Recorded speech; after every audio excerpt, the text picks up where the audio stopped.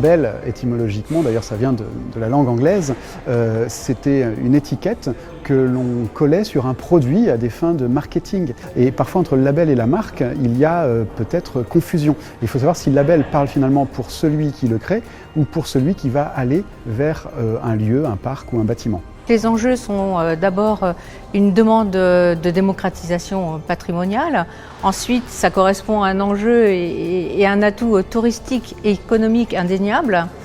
C'est également gage de qualité. Et enfin, ça impulse des politiques publiques en lien avec le parcours de labellisation ou l'obtention en elle-même du label.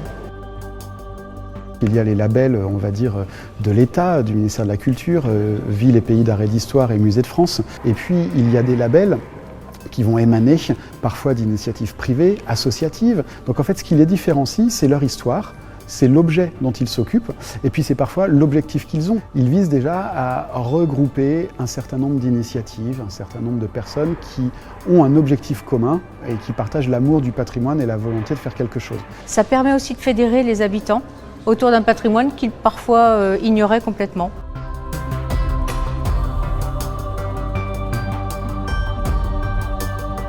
Pour rendre un label comme Petite Cité de Caractère efficace, la dimension réseau est primordiale.